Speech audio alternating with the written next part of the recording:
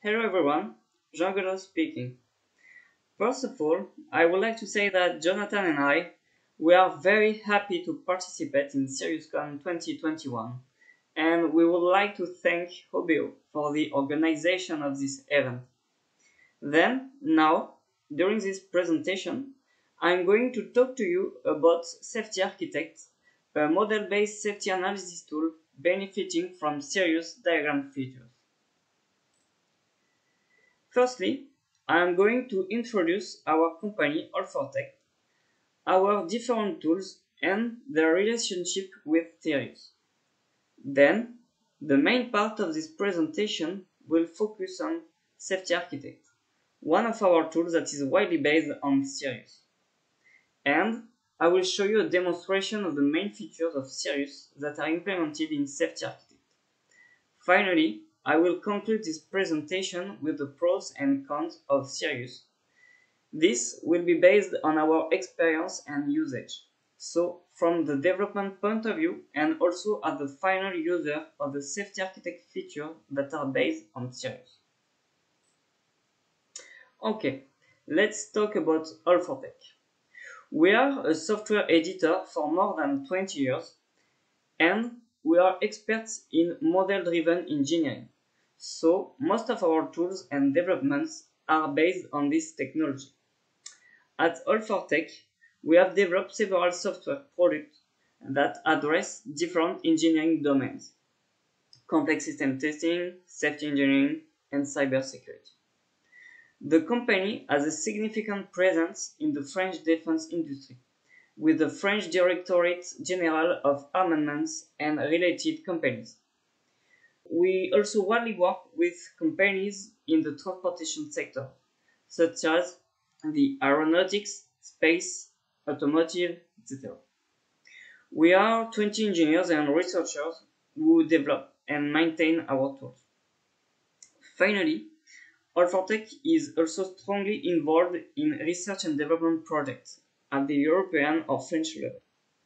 The objective of this involvement in research and development projects is to try to anticipate the future needs of our customers in order to remain competitive.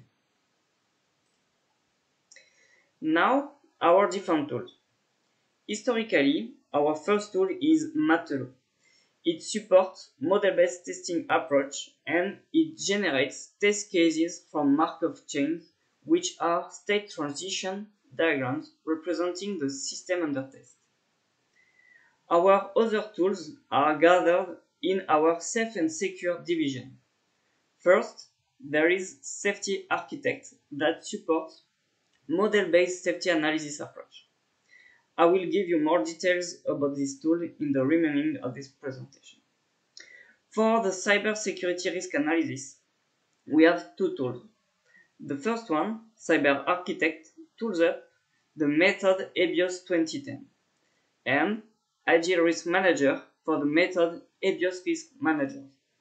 These two methods have been defined by the French National Agency for the Security of Information Systems.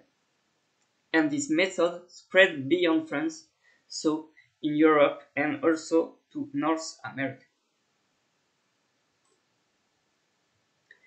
What about Serious and our software tools? As shown in this slide, you can see that Serious is used in 3 of our software.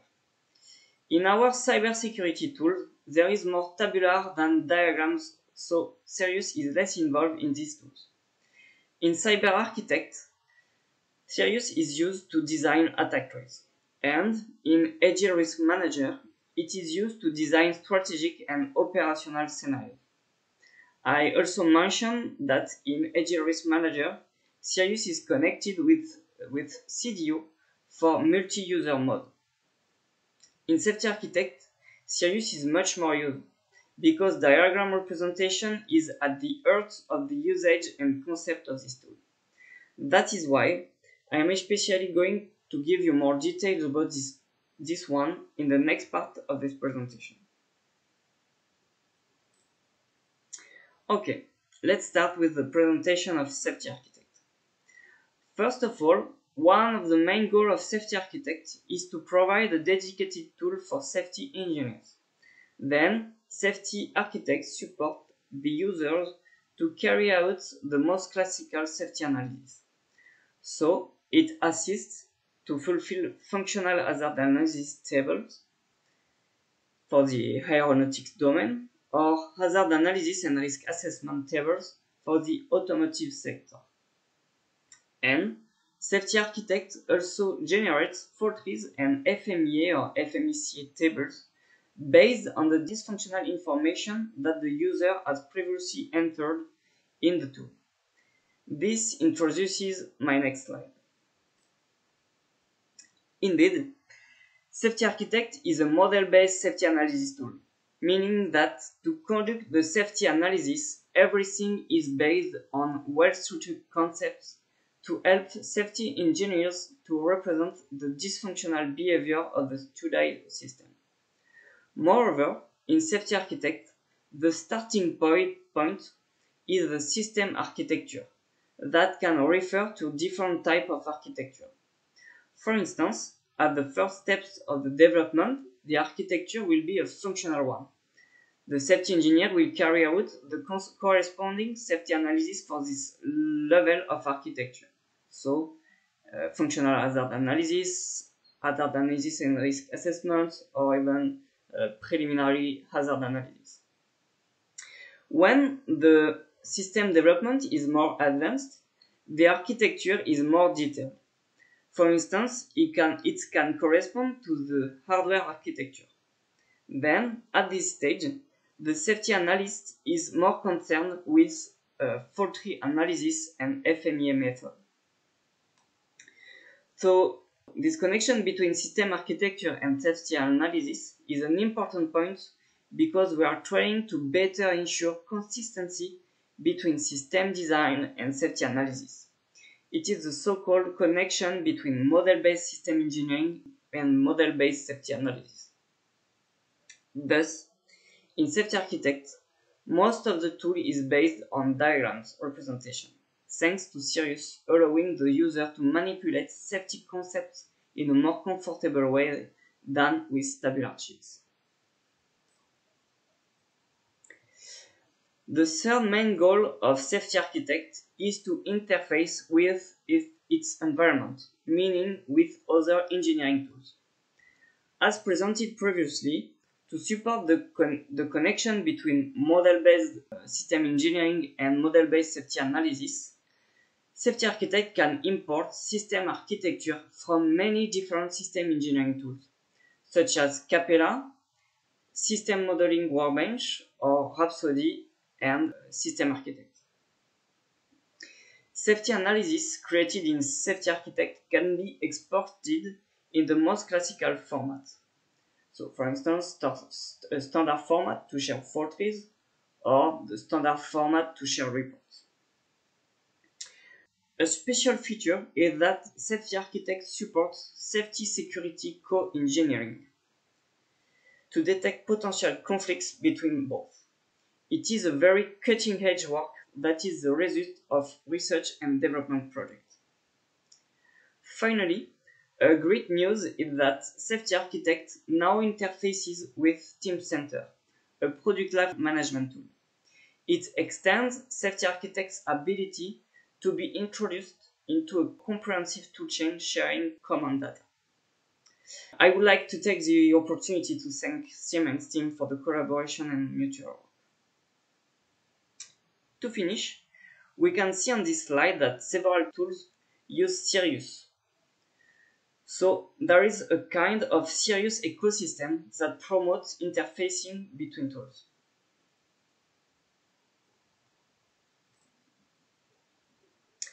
Okay, it is time to start the demonstration. I'm going to show you the main Safety Architect features that are based on Sirius, such as many different diagram representations that are implemented in Safety Architect. I will also show you the automatic layout based on the Eclipse layout kernel, ELK. And finally, I will also show you the bridge and connection between Capella and Safety Architect. Let's go for the demo. Welcome in Safety Architect. So obviously, as you can see, Safety Architect is an Eclipse-based tool. And as I told you, Safety Architect widely used diagrams to perform safety analysis. And the diagram features are supported by Sirius.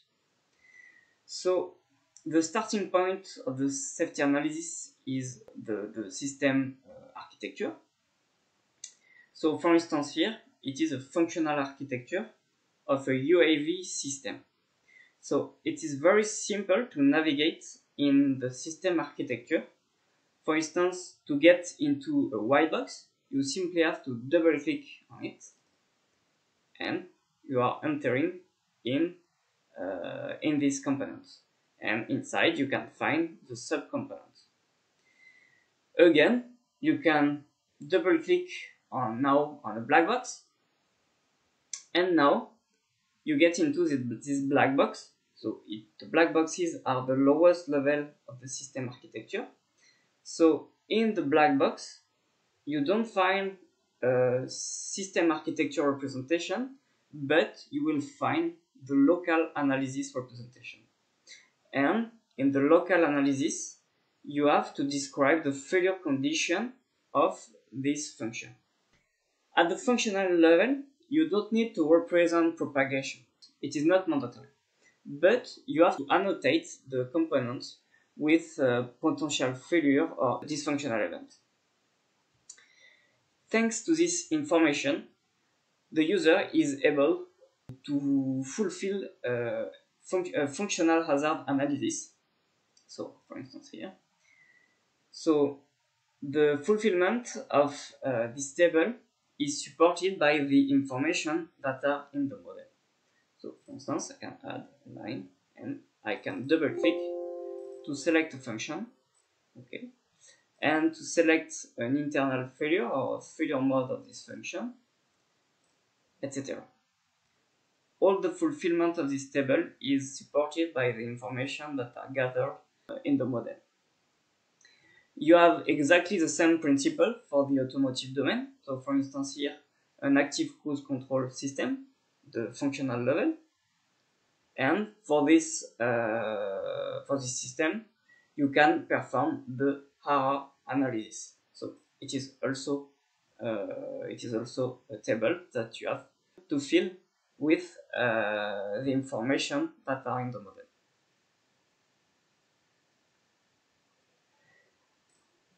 Now, if you are at a lower level, if you are more advanced in your development lifecycle, you can have a hardware architecture. The representation is Safety Architect is quite the same as the functional one. You also have white boxes and black boxes, and to navigate in the model, you simply have to double click on the boxes. And then now, in the black boxes, you also have to perform the local safety analysis of the components. And here, you have to add more information about the failure propagation. You have to describe the failure condition of these components. You can also work with more complex architecture, which contain several levels of the architecture. For instance here, functional level, logical level, and physical level. We can see the same thing with several hierarchical levels. And you can, in this type of architecture, you can also perform your safety analysis, and you can also annotate each component with dysfunctional information. For instance, the ECU. Okay? And now we are going to see another representation, the fault tree. So from all the information that are in all the components, we can generate fault trees. Okay.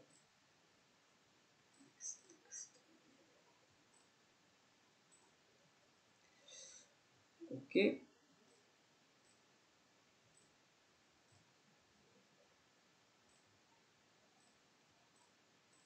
Okay. And we got our fault tree. This is also a series-based representation.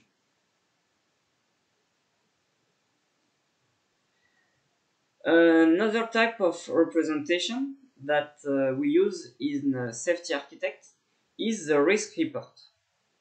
The risk report is automatically generated with the fault tree. The goal of the risk report is to present all the risks that have been identified in the model, and also to show the different assessment of this risk. For instance, for the automotive, you can have the information of the A0 level, or if you are using FMEA or FMECA table, you can see here the risk priority number of this risk. So the risk report gives a full overview of all the risks of the system. Another kind of representation in Safety Architect is the safety security representation. So, as I told you, in Safety Architect, we can import information from Cyber Architect, our other tools. Like this, we can overlay in the same local analysis, we can overlay safety information and security information. The goal is to conduct safety security co-engineering. I'm not going to explain this concept in depth, but the main goal of this method is to identify potential conflict between safety and cybersecurity.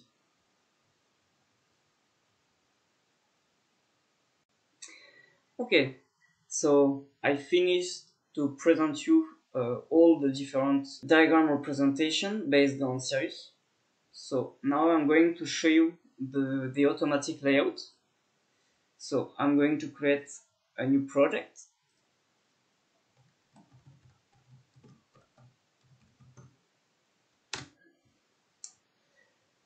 I can add several components.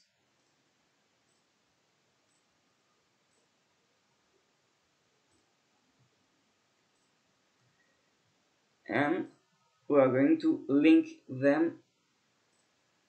Okay.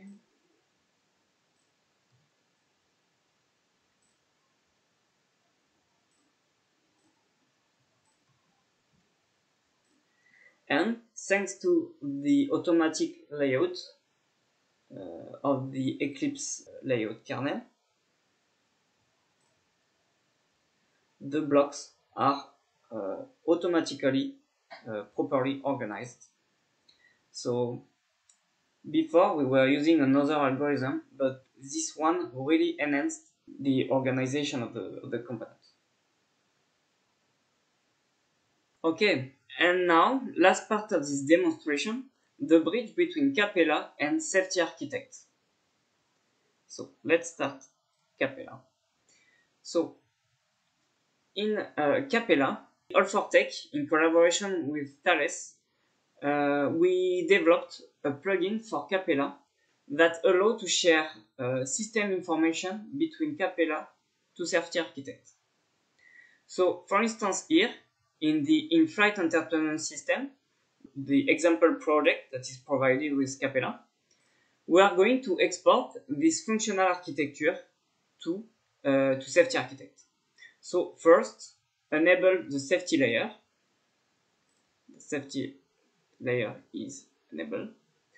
And now we can select all elements and create a scope to define what we want to export to Safety Architect. We want to export functions. Okay. And now I simply click on Go to Safety Architect. And in Safety Architect, a new project is automatically created and it contains all the information that have been imported from Capella. Another thing is that Capella, thanks to the plugin, Capella and Safety Architect are connected. So to navigate in the model, if you want, you can completely navigate from Capella to Safety Architect. For instance, here I can right-click, Safety Architect, open a relevant diagram, and in Safety Architect, it will automatically open the corresponding diagram of this component. Next, to show you with a more complex architecture, with a physical architecture, we can also export it to Safety Architect. So here, as previously, we can select all the components, but we can also use the concept of functional chain. For instance, we can choose to perform the safety analysis by functional chain. So, for instance, I can simply select the functional chain, this element which represents the functional chain. I have to create a new scope, so I want to export function and components. Okay. And I can click on Go to Safety Architect. And in Safety Architect, again, we can see that a new project has been created and that it contains the information from the Capella model. So, the function, the logical component, and the physical component. And again, the safety engineer can conduct the safety analysis on this system. Okay, I hope you enjoyed this demonstration of serious features in Safety Architect. And now I can conclude. So first, in Sirius, we appreciate the native implementation and connection of the representation with EMF meta model. The customization of the style of the elements used in the representation is also very straightforward.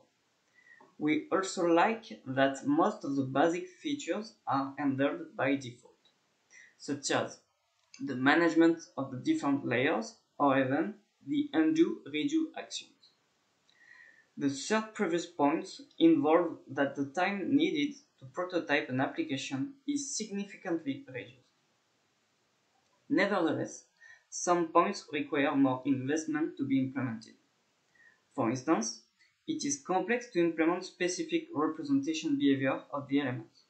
For instance, border node management or the application of specific action on drag and drop. Also, it would be nice if some ergonomic tips could be improved, such as the alignment between non-siblings elements or the default layout of links. Next, unfortunately, the contextual menus is only available in English and it can't be customized, so it is not possible to create a multi-language software. Finally, in the future, we would investigate the use of Sirius Web because we are currently working on a new tool based on a web interface. So we would test the integration of Sirius into it. Okay, so this is the end of the presentation and of our demonstration. Thank you for listening and don't hesitate to visit our website or to contact us if you want more information. Now, Jonathan and I, we are available to answer your questions.